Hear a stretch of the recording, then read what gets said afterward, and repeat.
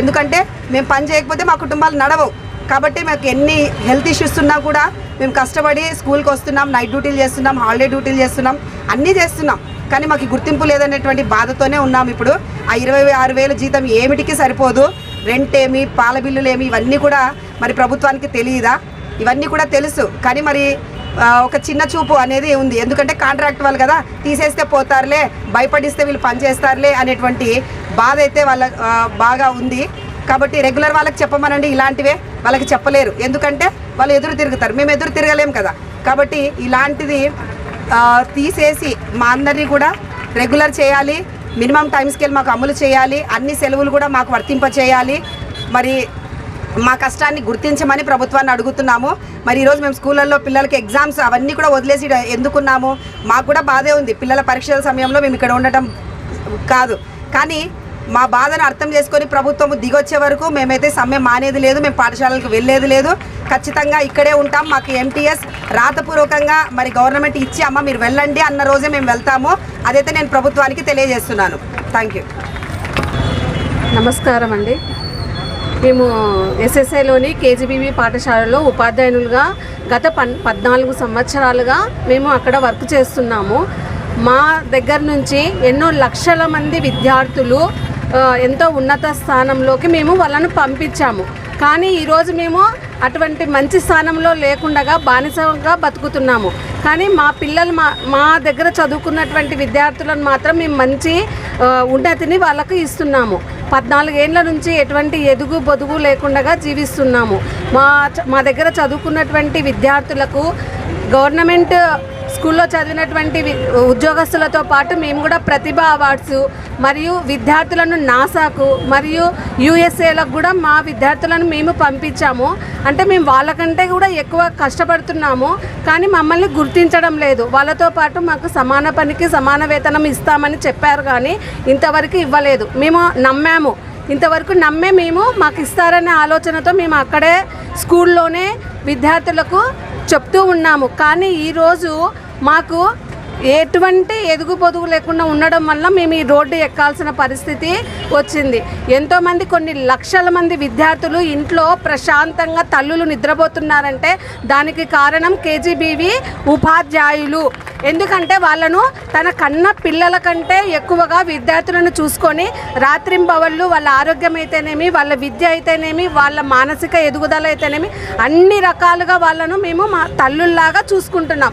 అటువంటి ఉపాధ్యాయులను చిన్న చూపు చూస్తూ మాకు ఎటువంటి సౌకర్యాలను కల్పించకుండా, ఎటువంటి జీతభత్యాలు లేకుండా మమ్మల్ని ఇబ్బంది పెడుతున్నందుకే మేము ఈరోజు ఈ రోడ్డు ఎక్కవలసిన పరిస్థితి వచ్చింది.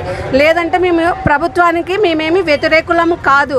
ఇంతవరకు ఎవరు ఏది చెప్పినా, ఎన్ని సెలవులు ఇవ్వకపోయినా మేము రాత్రింబవళ్ళు 24 గంటలు పని చేస్తూ విద్యార్థుల యొక్క ఉన్నతికి మేము అందరము కూడా పాటుపడ్డాం. కాబట్టి దయచేసి మా యొక్క కష్టాన్ని గుర్తించి సమాన పనికి సమాన వేతనం ఇస్తూ మమ్మల్ని రెగ్యులర్ చేయాలని, మేము విద్యా వ్యవస్థలో మమ్మల్ని కూడా విలీనం చేసి రెగ్యులర్ చేయాలని మేము జగన్ గారిని కోరుకుంటున్నాము. దయచేసి మా యొక్క విన్నతిని ఆయన మంచి మనసుతో ఆలోచన చేసి మమ్మల్ని రెగ్యులర్ చేయాలని మేము కోరుకుంటున్నాము.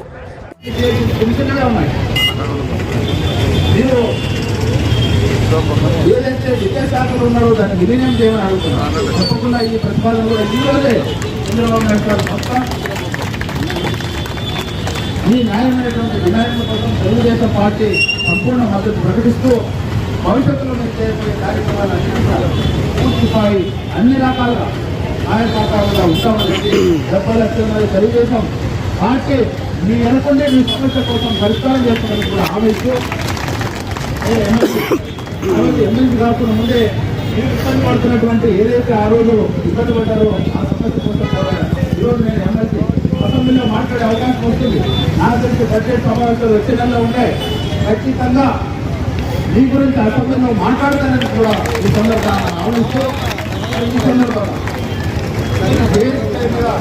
ఎవరైతే కూర్చున్నారో అందరూ కూడా మండల స్థాయిలో పనిచేస్తున్నటువంటి సిఆర్ఎంటీ, data entry operators, MIS coordinators, accountants, messengers, అదేవిధంగా సహిత విద్యా రిసోర్స్ పర్సన్స్ భవిష్య ఆయాలు విద్య జరిపిస్తూ అదేవిధంగా హై స్కూల్ మరియు అప్పర్ ప్రైమరీ స్కూల్లో పనిచేస్తున్నటువంటి art and part time teachers, అదేవిధంగా జిల్లా కార్యాలయంలో పనిచేస్తున్నటువంటి data entry operators, assistants, system analysis, contract tutorials, site engineers, Kasturba స్కూల్లో పనిచేస్తున్నటువంటి సిబ్బంది, ప్రిన్సిపల్, టీచర్స్, పీఈటీలు, ఆర్మీలో పనిచేస్తున్నటువంటి పీజీటీలు, అదేవిధంగా computer, vocational part time teachers, accountants, attenders, వంట మనుషులు, కీపర్స్, అదేవిధంగా డే అండ్ నైట్ వాచ్మెన్, సహాయర్స్, ఉర్దూ అరబిక్ టీచర్స్, ఇంతమంది ఏదైతే ఈ సమస్య కోసం అధికారులు కోసం ఈరోజు పోటీలు పెట్టారో మీ అందరికీ తెలుగుదేశం పార్టీ తరఫున వ్యక్తిగతంగా సంపూర్ణ మద్దతు ఇస్తామని కూడా ప్రకటిస్తూ జై హింద్. అదే చాలా క్లుప్తంగా మన యొక్క కరపత్రాన్ని చదివి కూర్చొని మీరు గమనించిన సార్ కూర్చొని తన పెన్ను తీసుకొని గవర్నమెంట్ ప్రతి ఒక్కటి అండర్లైన్ చేసుకుంటున్నాం. ప్రతి ఒక్కటి పాయింట్ కోట్లు వాదించాలి కదా, అట్లా వాదించడానికి సార్ ప్రతి ఒక్క పాయింట్ ఏమంటారు సార్. ఎందుకంటే మా అనుబంధం మాకు 2014లో మీరు ఇలాగే అన్నారు ఎమ్మెల్సీ కాకుండానే మా తరఫున వచ్చి మీరున్నారని తెలిపిన వ్యక్తి అప్పుడు విజయాన్ని పొందించారు.